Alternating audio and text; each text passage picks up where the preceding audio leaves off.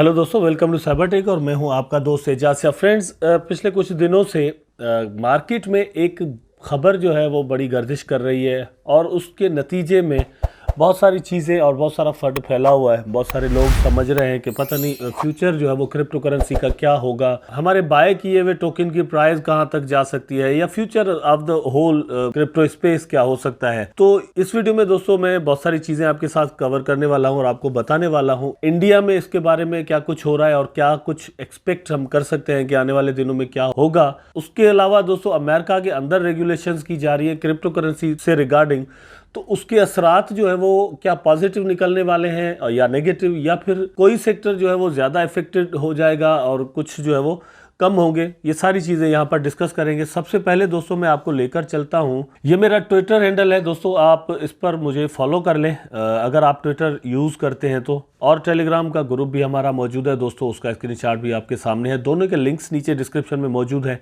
आप हमें यहाँ पर फॉलो ज़रूर कर लें। Now let's go to the market. और आप देख सकते हैं दोस्तों, बिटकॉइन ने कल जो है वो $68,000 की रेजिस्टेंस को टच किया। मतलब ये रेजिस्टेंस वैसे तो थी नहीं, लेकिन इस हिसाब से रेजिस्टेंस है कि ये इसका ऑल टाइम हाई बन चुका है। और इथेरियम जो है वो भी अपने ऑल टाइम हाईज को छू रहा है, जबकि बाइनेंस जो है वो अभी तक अपने ऑल टाइम हाई को वापस जहां पर एक्चुअली लास्ट ईयर ये जा चुका है वहां तक भी नहीं पहुंचा। सोलाना अपने ऑल टाइम हाई को पहुंच चुका है। ये सारी चीज़ें जो है वो क्रिप्टो स्पेस में हो रही हैं और पैसा जो है वो ठीक ठाक मार्केट में लग रहा है। यहाँ पर अगर आप दोस्तों देखें तो ग्लोबल मार्केट कैप जो है वो आपको इस वक्त $2.83 ट्रिलियन नजर आ रही होगी, जो कि कल की निस्बत 24 आवर में 2.50% मतलब 2.5% तकरीबन डिक्रीज हुआ है। अब ये जो डिक्रीज हुआ है दोस्तों, उसमें अल्टीमेटली करेक्शन का जो है ना वो बहुत बड़ा रोल है।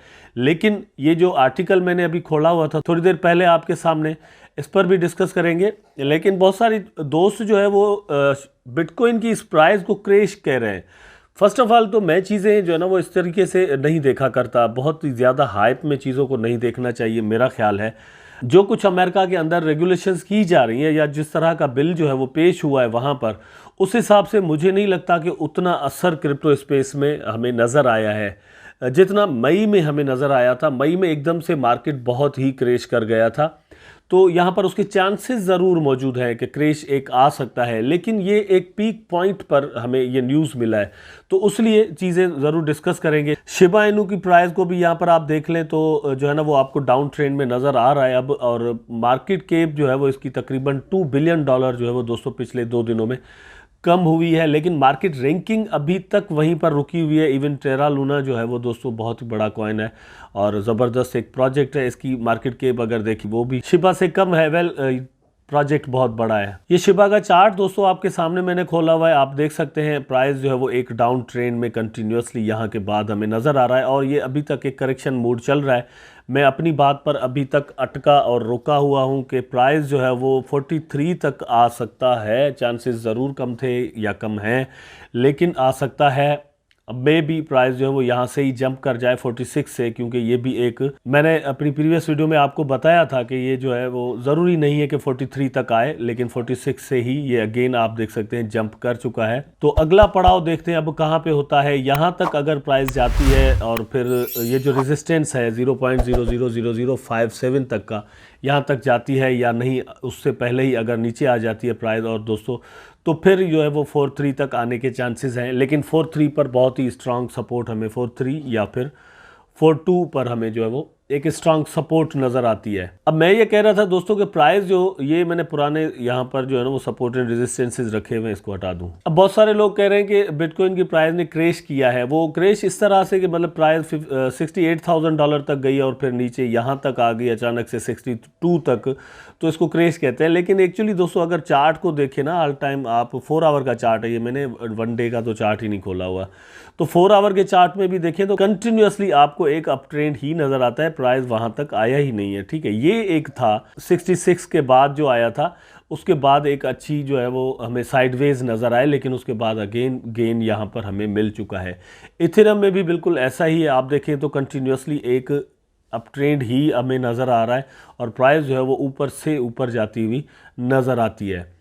अब आते हैं दोस्तों इस बिल पर। The house passed the bipartisan infrastructure bill, here's how crypto investors will be impacted. अब ये आर्टिकल पूरे में जो है ना वो सही तरीके से बताया गया है कि किन चीज़ों पर असर हो सकता है। अब फर्स्ट ऑफ ऑल तो डायरेक्टली असर जो है ना वो दोस्तों हो रहा है एक्सचेंजेस पर, और इन्वेस्टर्स पर इनडायरेक्टली असर हो रहा है, लेकिन एक्सचेंजेस जो है वो इन्वेस्टर्स के बगैर चल नहीं सकती। तो यहाँ पे ये जो चीज़ है 1099BS, इसको छोड़ के मैं आपको चीज़ें समझाने वाला हूँ। वो ये है कि ये बिल दोस्तों बाइडन की टेबल पर पड़ा हुआ है कि भाई आप इस पर साइन करो। अब कब साइन होता है, फिर इसकी इम्प्लीमेंटेशन जो है वो ऐसा ऐसा किस तरह होती है, एक्सेप्टेंस होती है, डिबेट्स होती हैं, ये चीज़ें जो है वो आने वाला वक्त हमें बताएगा। लेकिन शैनन ब्रे के मुताबिक दोस्तों ये है कि 24 तक, मतलब 2024 तक हमारे पास टाइम है। तो हम अगर इसको क्रिप्टो फ्रेंडली कोई गवर्नमेंट चाहते हैं या फिर बिल्स या रेगुलेशंस चाहते हैं तो फिर उनको सपोर्ट करें। तो यहाँ पर ये है एक्चुअली दोस्तों, सेंट्रलाइज्ड एक्सचेंजेस को ये कहा गया है कि भाई आप फर्स्ट ऑफ ऑल तो ये है कि आप अपना जो रेवेन्यू है वो हमारे साथ शेयर करो, कि जो भी एक्सचेंजेस हैं अमेरिका के अंदर जो काम कर रही है वो अमेरिका के साथ शेयर करेंगी अल्टीमेटली।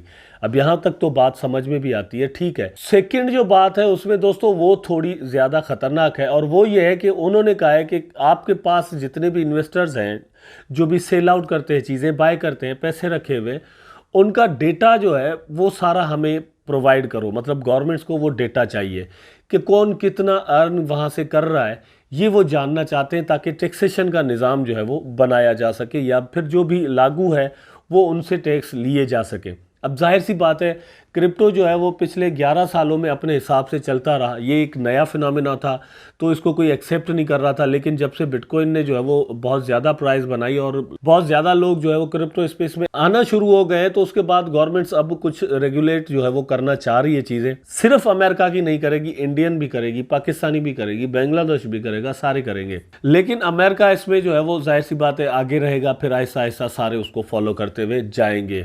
इंडियन गवर्नमेंट भी इसके बारे में सोच रही है। पाकिस्तान में जो है वो हाई कोर्ट के अंदर, कराची हाई कोर्ट के अंदर केस चल रहा है इन चीज़ों पर। उन्होंने भी कहा है कि भाई इस पर गौर विचार जो है ना वो आप करो कि क्या करना चाहिए। तो आगे चलकर दोस्तों यहाँ पर कलेक्टिवली मैं आपको बताऊं, एक्सचेंजेस से जैसे उन्होंने मांगा है कि आप हमें डेटा प्रोवाइड करो, तो सेंट्रलाइज्ड एक्सचेंजेस जो है वो ठीक है, उनको डेटा प्रोवाइड कर सकती हैं। लेकिन प्रॉब्लम दोस्तों यहाँ पर ये होता है कि सेंट्रलाइज्ड एक्सचेंजेस अगर उनको डेटा प्रोवाइड करती है तो उनके पास तो डेटा होता है, लेकिन स्वैप्स जो है उनके पास तो डेटा ही नहीं होता अपने कंज्यूमर्स का या फिर कस्टमर्स का। वो कैसे कर सकते हैं? अब एक तो वो उताब में आ गए, फॉर एग्जांपल इस तरह के आप खुद देख रहे हैं पिछले बड़े दिनों से यूनिस्वैप है, सुशी स्वैप है, या फिर पेनकेक का जो केक जो टोकन है उसकी प्राइस बहुत ही दबाव का शिकार है। अब उसकी वजह भी यही बिल है या इस तरह की बातें हैं। अब इस बिल के बाद दोस्तों ये चीज़ें जो है वो और भी दबाव का शिकार हो सकती हैं, मतलब केक की प्राइस में और भी जो है ना वो डाउन ट्रेंड हमें नज़र आ सकता है, और फिर सुशी में भी हम देख सकते हैं कि एक डाउन ट्रेंड हमें नज़र आए। इस तरह के जो भी टोकन है जो कि डिसेंट्रलाइज्ड एक्सचेंजेस हम जिन्हें कहते हैं, वो कहाँ से डेटा देंगे? उनको अगर छोड़ दिया जाए कि भाई वो चलो अननोन ही रहते हैं, लेकिन मैंने अपने पैसे बनाए हैं, फॉर एग्जांपल अगर किसी स्वैप पर, जैसे पेनकेक स्वैप हो गया, मैंने वहां पर केक अपने सेल कर दिए और अब मैं लेकर जाता हूं कॉइनबेस पर या बाइनेंस पर या रॉबिनहुड पर कहीं भी, और मैं वहां पर जाकर उसको सेल आउट करके अपनी करेंसी में पैसे कन्वर्ट करके लेकर निकालता हूं, तो ये डेटा किस तरह गवर्नमेंट के पास जा सकता है कि मैंने एक्चुअली इन्वेस्ट कितना किया था? क्योंकि ये तो पता ही नहीं चलेगा।